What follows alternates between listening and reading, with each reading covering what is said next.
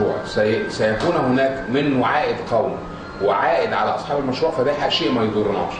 لكن اذا كان ده في ضرر للشركات القائمه، هو في شركات قائمه بالفعل، يعني هم النهارده هم خدوا ارض بتاعه الشركات القائمه، تمام، في مقابل ان يتم نقل الاعمال الموجوده في هذه المنطقه الى منطقه اخرى، وهي مدينه بدر تقريبا على حد علمي، تمام. فاذا كان هذا المشروع هيفيد الدخل القومي والعائد القومي ولا يعود بالضرر على الشركات الموجوده في المنطقه حاليا، يبقى كلنا نرحب بيه. اما اذا كان العكس فكلنا لازم نقف. هي المشكله كلها يا باشمهندس ان الناس بصلها من ناحيه الضرر البيئي، ولكن هي الموضوع ان حته النقطه ان العائد المادي بالنسبه للدوله ما حدش هيعترض عليه. هي المشكله كلها من الناحيه البيئيه، يعني الناس بتبص من الناحيه البيئيه. في دلوقتي قرار طلع من جامعه عين شمس بتقول ان الشركه سوف تؤدي بضرر على المنطقه ومش عارف ايه، وطلع عكسها من جامعه القاهره. فهنا عدم التوازن بين المنطقه اوريدي فيها شغل، يعني هي المنطقه الشغل ده مش جديد عليها، يعني المنطقه مليانه، هي منطقه شركات بترول كلها، تمام. والمفروض ان هي المنطقه دي كلها مخصصه بشركات البترول، وشركات البترول الموجوده فيها قائمه بالفعل. فالنهارده يوم ما هيبقى في شركه هتبقى مكان شركه اخرى او مكان ارض بتاع شركه اخرى، مش هيضيف تلوث للبيئه. ان كان هناك تلوث يبقى هو موجود بالفعل. لا، هو بيتكلموا على ان زياده او الزياده بقى، ما انت بتشيل، انت بتاخد مساحه معينه مخصصه لشركه القاهره وشركه مصر للبترول وبتديها لشركات اخرى. يعني انت كل العمليه انك غيرت المسمى. النهارده اضافه العمل في هذه المنطقه، والنهارده على فكره الامن الصناعي بالنسبه لشركات البترول على مستوى العالم هناك عن تقنيات عاليه، تمام، للحد من موضوع التلوث. طب من ضمن الحاجات اللي متخوفين برضو منها العاملين في مستورد هو خصخصه بعض شركات قطاع البترول، وهل يعني المصداقيه في هذا القول هل هو حقيقي فعلا ام؟ ده كان في حوار اتقال في المرحله الماضيه خلال السنه اللي حكم فيها جماعه الاخوان المسلمين، ان في اتجاه لخصخصه قطاع البترول وخاصه شركات التكرير، تمام، وذلك للسيطره على المواد البتروليه الموجوده داخل البلد والمصدره لخارج البلد. هو النهارده كلنا نعلم ان شركات التكرير القطاع العام تحتاج الى اعاده هيكله واحلال وتجديد بمليارات الدولارات. فكان هم هياخدوا الكلام ده ويبتدوا يستوردوا الزيوت من الخارج كمان، ويبتدي يكرر، تمام، للانتاج الداخلي ويبتدي يصدر للخارج. الهدف الرئيسي كان من الموضوع دوت هو السيطره على الماده البتروليه، لان انت عارف النهارده في الفتره اللي فاتت كانت لما بينقص السولار او البنزين شويه الدنيا كلها بتقول، تمام. فلما تكون انت متحكم في هذه الشركات يبقى معاك عندك قدره على السيطره على الدوله، لان انت لو قفلت المفتاح او الحنفيه خلاص قفلت الدنيا ولخبطت البلد كلها. يعني لما كان السولار بيتاخر يوم كانت البلد كلها بتقف. فكان ده الهدف المرسوم منه. لكن بعد ان زالت هذه الجماعه ما اظنش النهارده انه هيبقى في اتجاه للخصخصه، ولكن في اتجاه لاعاده هيكله الشركات واعاده مشروعات الإحلال والتجديد بهدف أن يكون المنتج متوفر، تمام، داخليا وجزء منه للتصدير. طبعا من ضمن الحاجات برضو اللي هسأل على حضرتك فيها هو المبنى الخاص بالنقابة العامة للبترول. سمعنا وتابعنا في فترات سابقة ان كان تم من البلطجية احتلاله وموجود فيه بعض الناس البلطجية. ايه اللي تم فيه؟ وعايزين نعرف امتى هيتم نقل الانتهاء من المشروع ونقل النقابه لمكانها الطبيعي. هو بامر الله طبعا احنا يمكن زي ما قلت لك في بدايه كلامي ان احنا توقفنا او شبه توقفنا 6 شهور، ودي اخرتنا لان احنا كان عندنا النيه ان احنا ننجز هذا المشروع باسرع ما يكون، لان هو اتاخر عن الوقت الطبيعي ليه. وطبعا ده بسبب الاحداث اللي جاريه في البلد. فطبعا انت عارف ان احنا ابتدينا من 3 ايام فقط، تمام. وكان اول حاجه اتكلمنا فيها النهارده في المجلس هو سرعه الانتهاء من تشطيب المبنى. هو المبنى مرحله التشطيب هي المتبقيه، فخدنا النهارده موافقه من المجلس ان يكون هناك سرعه في اجراءات تشطيب مبنى النقابه في حدائق. ويعني نتعشم باذن الله ان احنا خلال فتره وجيزه ان احنا نكون انتقلنا للعمل في مبنى النقابه. سؤال بقى بالنسبه للعاملين وبيسالوه، يعني حضرتك بعد الحاجات المشاكل اللي حصلت في الفتره اللي فاتت في حكم الاخوان، عايزين نعرف بما ان النهارده كان في مجلس للنقابه العامه للبترول، عايزين نعرف ايه اللي هيتم في اللجان الموجوده بالنسبه للشركات. هل سوف يتم تغيير ام هتبقى اللجان كما هي عليها في الوضع الحالي؟ وهل هتبقى لجان اداريه ونرجع نفس المشكله، ولا هتبقى ايه اللي هيتم؟ عايزين نعرف بقى من حضرتك بصراحه. انت عايز ايه؟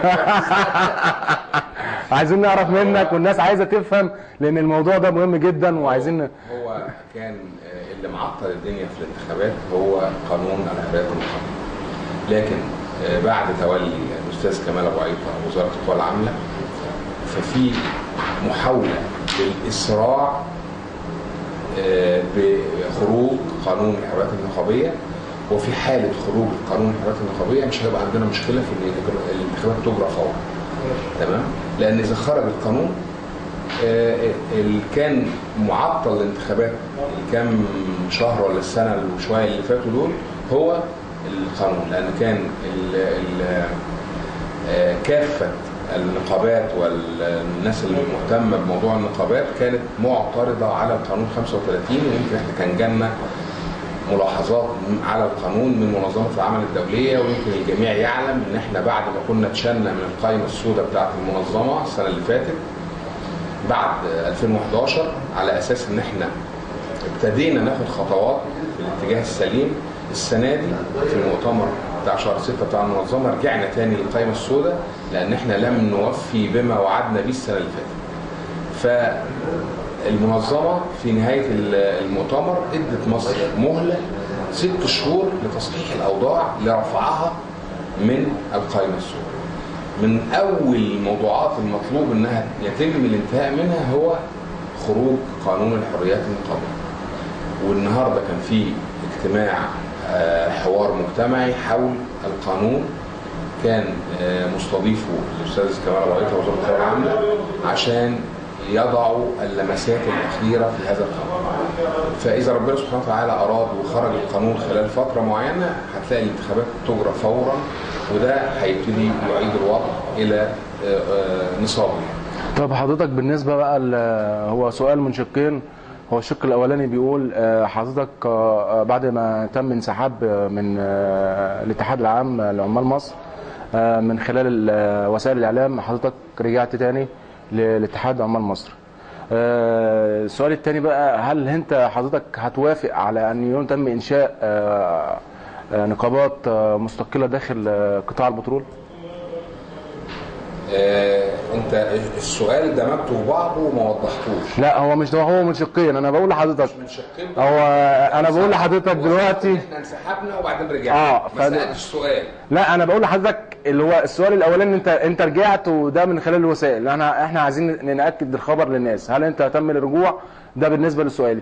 السؤال الثاني، هل يعني حضرتك هتوافق على انشاء نقابات مستقله على مستوى قطاع البترول؟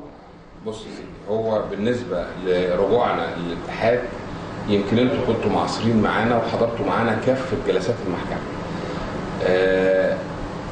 احنا طبعا تأذينا تأذي كامل من حاله العمال. انا كان في عمال بيكلموني عشان اوراق معينه عايزين يخلصوها من النقابه ومش عارفين. يعني اخر شهرين دول ما كانش فيه تقريبا حد بيخلص لهم حاجه. اللجنه الاداريه المشكله من قبل الوزاره كانت ما بتعملش حاجه وما كانش ليها مكان تقعد فيه اساسا. فاحنا كنا بنحاول بقدر الامكان ان احنا نحل هذه المشاكل. فالمحكمه كنا متعشمين انها تخلص من جلسه او جلستين، فالامل طال. يمكن احنا ابتدينا من 24/4 تمام، ولغايه النهارده لم تنتهي الايه؟ القضيه. فطرح علينا من خلال الاتحاد العام ان احنا نعود، فكان شرطنا الوحيد ان نعود بالمجلس الذي اتت به الجمعيه العموميه. اخذت معانا شويه حوارات ومفاوضات الى ان تم الموافقه على ذلك، وبناء على كده رجعنا. تمام؟ رجعنا باراده ان اللجنه النقابيه وباراده شرعيتها اللي هي الجمعيه العموميه. فطالما احنا لقينا الامور طبقا لما ارادت الجمعيه العموميه فاحنا قلنا مفيش مشكله. اما بالنسبه للنقابات المستقله من السماح بيها او عدم السماح بيها، هي اوريدي موجود فعلا في شركات البترول في نقابات مستقله، يعني في تقريبا 3 أو 4 شركات فيها لجان مستقله. القانون الحريات النقابيه على حسب ما هيصدر بلائحته التنفيذيه على حسب ما هيدي السماحيه. لكن احنا كنا بنتناقش مع بعض النهارده بعد الفطار، هل احنا نسمح بالتعدديه داخل الشركات؟ والبعض قال ان ده مضر للتنظيم، والبعض قال ان ده يعني المفروض ان هو هياخد فتره وهيندثر، وده كله هيبان من خلال رؤيه واللائحه التنفيذيه لقانون الحريات النقابيه. اذا الحريات النقابيه النهارده سمحت بهذا الكلام وبالتعدديه، هي التعدديه ما فيهاش مشكله. ليه؟ احنا كقطاع بترول على فكره عندنا تعدديه مقننه في نقابه البترول. يعني عندنا في شركات فيها 3 لجان نقابيه. تمام؟ بس ظروفها تسمح بكده، تعدادها يسمح بكده، مساحتها وانتشارها داخل جمهوريه مصر العربيه يسمح بكده. لكن النهارده انت هتيجي تقول لي ان شركه فيها 1000 عامل اعمل فيها لجنتين، هي دي ارادتنا احنا بقى، ده وعينا احنا. يعني احنا اللي نقدر نسيطر على الكلام ده، وده هيبقى قليل والنتاج فيه. يمكن انت عارف دلوقتي ان احنا عندنا 54 لجنه نقابيه بخلاف اللجان الاداريه. تمام؟ بينما اللي موجود داخل قطاع البترول من النقابات المستقله 3 أو 4. يبقى النسبه يعني بالرغم ان هم يعني المفروض ان هم خدوا حريه كامله في الفتره اللي فاتت والمرحله اللي فاتت، فما لهمش نشاط ملحوظ، لان احنا برضه في قطاع البترول عندنا درجه وعي. تمام؟ فمش هنسمح بانتشارها قوي لانها مضره في مرحله القاعده. مرحله القمه لو انا عايز اغير واعمل اتحاد او 2، اعمل نقابه او 2 نقابه عامه او 2، مفيش مشكله. لكن في القاعده هيبقى مضر. طب بما ان يعني في نهايه الحوار عايزين نعرف من حضرتك الرساله اللي توصلها للعاملين بقطاع البترول، تقول لهم ايه؟ انا النهارده بوجه كلامي لزملائي العاملين في قطاع البترول، بطلب منهم أن يكون اهتمامهم الأول ببلدهم. البلد النهاردة محتاجة كل إيد من إيدين شعبها، عشان البلد محتاجة تقف وقفة جديدة. كلنا لمسنا ما تم خلال الفترات اللي فاتت في البلد، فمحتاجين إن احنا نحط إيدينا في إيدين بعض عشان نوقف البلد على حيلها تاني. قواتنا المسلحة قامت بدور